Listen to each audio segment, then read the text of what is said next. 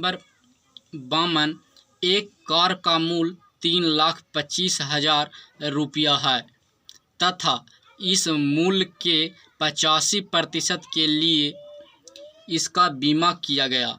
एक दुर्घटना में कार पूर्णतः क्षतिग्रस्त हो जाती है तथा बीमा कंपनी बीमा मूल्य का 90% देती है।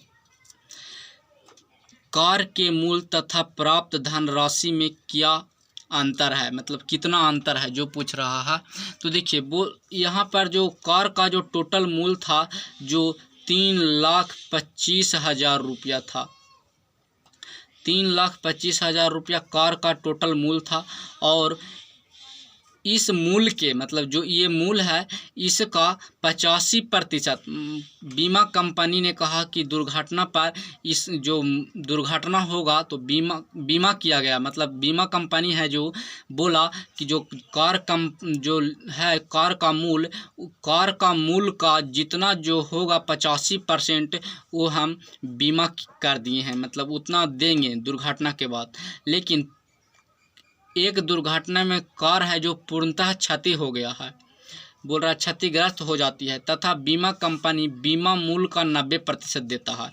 तो देखिए 3,25,000 का कार था, इसको पर 85% मतलब इतना का जो 85% आएगा इस पर बीमा किया गया था। लेकिन तो इसका हम इसको सोल्व करेंगे तो हमको आ जाएगा कि कितना पर हमको बीमा किया गया था। और कह रहा है एक दुर्घटना हो गया, कार का दुर्घटना हो गया, कार पूर्णतः क्षतिग्रस्त मतलब कार है जो ख़त्म हो गया, टूट फूट कर गया काम से, तथा बीमा कंपनी बीमा मूल्य का 90% देती है। बोला था कि इसका हम 85% देंगे। अब इसका जो 85% कहा था और 85% जो आएगा उसको में से भी अब जो मतलब 85% जो वैल्यू आएगा इसको सोल्व करने के बाद उसका 90% देता है। मतलब जैसे में देखिए यहाँ पर 100 रुपया का कोई सामान था, बोला कि हम इसका 90% बीमा किए हैं, 90% पर बीमा किए हैं। ये हुआ, बोला था कि 90% पर बीमा किए हैं, लेकिन वो जो कंपनी है बीमा कंपनी जो अपने बीमा कंपनी बीमा मूल्य का तो ये जो बीमा मूल्य था इसका 90% दिया। तो इसका 90% देगा तो कितना हो जाएगा, इसका 90% निकाल लेंगे तो इसका 90% देगा तो 81 रुपया हो जाएगा।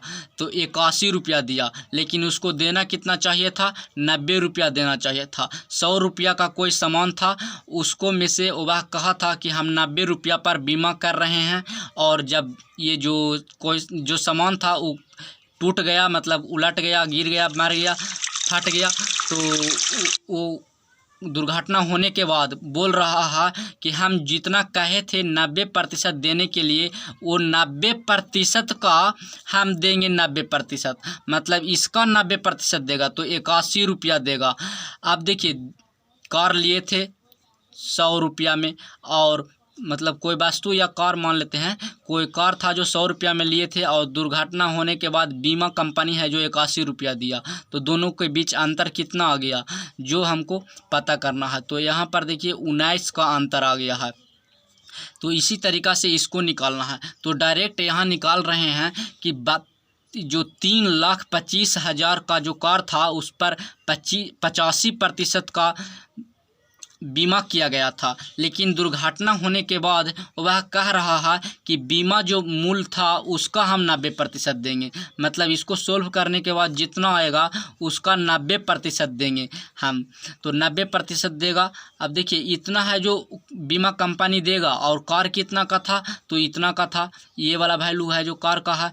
अब इसको सोल्व कर देंगे तो 00 से 00 कट जाएगा और ये 00 से ये 00 कट गया ये वाला से।